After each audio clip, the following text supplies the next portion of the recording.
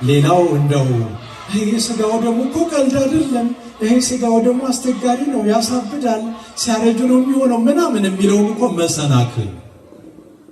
በእኔ የማይሰናከል ምንድን ነው? ብዙ ነው።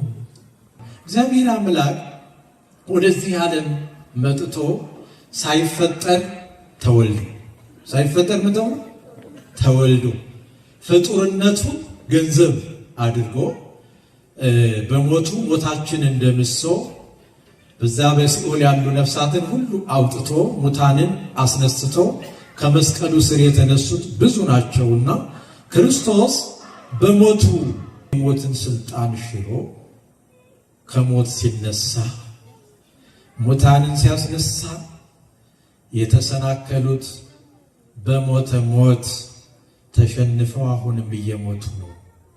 የተገባባን ነው። በሞተ ሞት ተሸንፈው አሁንም እየሞቱ ነው። ዳግም ክርስቶስ አይሞት።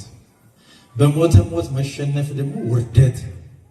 በሞተ ሞት አንዳንድ ስነ ምግባር የጎደለው አባት ልጁ አነስ ባለ ነገር ተሸንፎ ካለቀሰ የሞት አትለውም፣ እሱ ያሸንፍህ ይላል።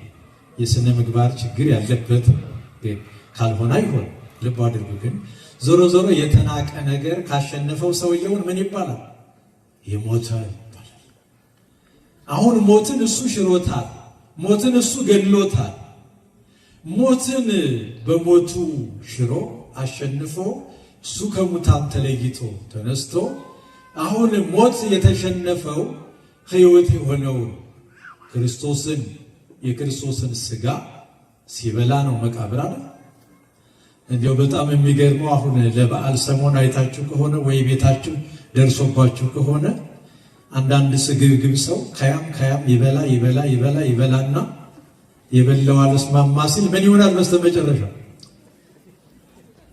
ይሄ ማስመለስ የሚባለው ነገር አለና የሚገርመው ትኩስ የገባው ብቻ አይደለም የሚወጣው፣ የሰነበተውን ሁሉ ነው ይዞት የሚወጣው። እና ስግብግብ መቃብር የክርስቶስን ሥጋ እንደለመደ አስገባለሁ አለና ከነ ሁሉም ቀድሞ የሞቱት ሁሉ ጥርግርግ ብለው ወጡ። ክርስቶስን መያዝ አልቻለም ማለት። ስለዚህ የሚሞተው የማይሞተውን ሥጋ ሲበላ ሕያው መሆን ይችላል፣ ሞትን ማሸነፍ ይችላልና እንደው ወደ መናፍቃኑ መሄዳችን ቀርቶ እኛ ክርስቲያን ተብዬዎቹም የሞተ ሞት አሸንፎን ይሄ የሚሞተው የሚበሰብሰው ሥጋችን የማይበሰብሰውን የማይሞተውን የክርስቶስን ሥጋ እንዳንበላ ተሸንፈን ያው በዶሮ ሥጋና በበግ ሥጋ ብቻ እንዲሁ ቀኑን ፈጀ ነው።